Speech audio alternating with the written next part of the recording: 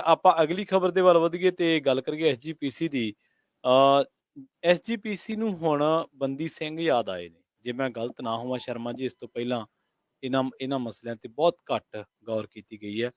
ਬੰਦੀ ਸਿੰਘਾਂ ਦੀ ਰਿਹਾਈ ਹੋਣੀ ਚਾਹੀਦੀ ਹੈ। ਅਸੀਂ ਇਸ ਗੱਲ ਦੇ ਬਿਲਕੁਲ ਹੱਕ ਦੇ ਵਿੱਚ ਹਾਂ ਕਿ ਜਿੰਨੇ ਵੀ ਲੋਕ, ਚਾਹੇ ਉਹ ਬੰਦੀ ਸਿੰਘ ਨੇ, ਚਾਹੇ ਕਿਸੇ ਫਿਰਕੇ ਤੋਂ ਨੇ, ਜਿਹੜਾ ਬੰਦਾ ਆਪਦੇ ਕੀਤੇ ਦੀ ਸਜ਼ਾ ਪੂਰੀ ਕਰ ਚੁੱਕਿਆ, ਉਹ ਜੇਲ੍ਹ ਤੋਂ ਰਿਹਾ ਹੋਣਾ ਚਾਹੀਦਾ ਹੈ।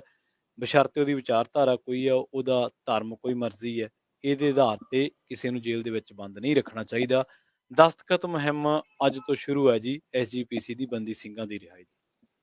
ਪ੍ਰਵੀਨ ਜੀ, ਬਿਲਕੁਲ ਬੰਦੀ ਸਿੰਘਾਂ ਦੀ ਫਿਕਰਮੰਦੀ ਸ਼੍ਰੋਮਣੀ ਕਮੇਟੀ ਨੂੰ ਅਕਾਲੀ ਦਲ ਔਰ ਭਾਜਪਾ ਦਾ ਨਾਤਾ ਟੁੱਟਣ ਤੋਂ ਬਾਅਦ ਯਾਦ ਆਈ ਹੈ ਜੀ। ਉਸ ਤੋਂ ਪਹਿਲਾਂ ਇਹਨਾਂ ਨੂੰ ਕਦੇ ਫਿਕਰ ਕਦੇ ਨਹੀਂ ਹੋਈ।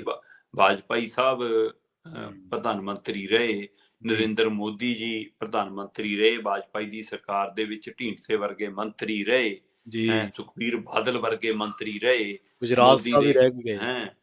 ਬਿਲਕੁਲ ਮੋਦੀ ਦੇ ਕਾਰਜਕਾਲ ਦੇ ਦੌਰਾਨ ਆਪਣੀ ਘਰ ਦੀ ਨੂੰਹ ਮੰਤਰੀ ਰਹੀ ਕੈਬਨਿਟ ਦੇ ਵਿੱਚ।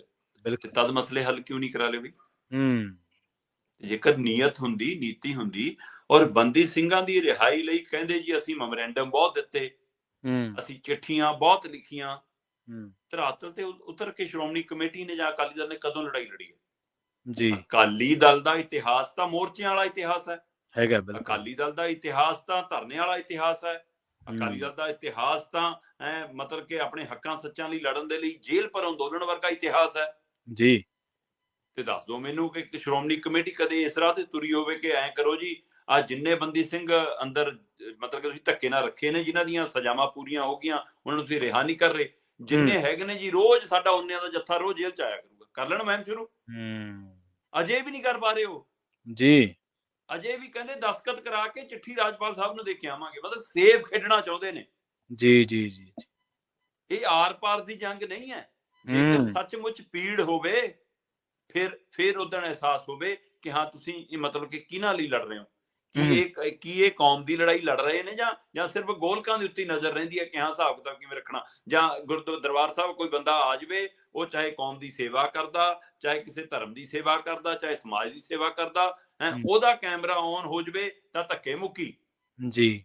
ਤਾਂ ਕੱਲ ਜੋ ਕੁਝ ਵਾਪਰਿਆ ਦਰਬਾਰ ਸਾਹਿਬ ਦੇ ਵਿੱਚ, ਸਭ ਨੇ ਸਵਾਲ ਖੜੇ ਕੀਤੇ ਕਿ ਘੱਟੋ ਘੱਟ ਆਪਣੇ ਮੁਲਾਜ਼ਮਾਂ ਨੂੰ, ਉੱਥੇ ਪਹਿਰੇਦਾਰਾਂ ਨੂੰ ਸ਼ਬਦ ਬੋਲਣੇ ਤਾਂ ਸਿਖਾ ਦਿਓ।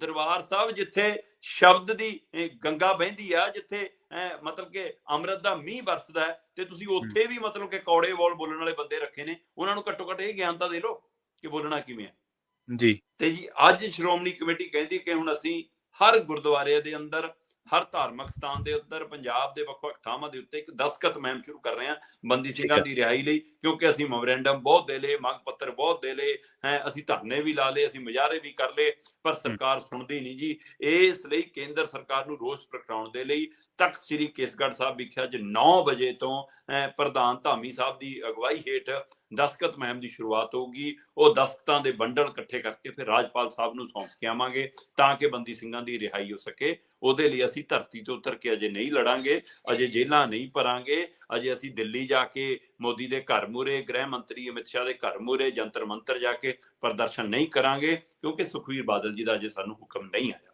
ਜੀ। ਬਿਲਕੁਲ ਸਹੀ ਹੈ, ਬਿਲਕੁਲ ਸਹੀ।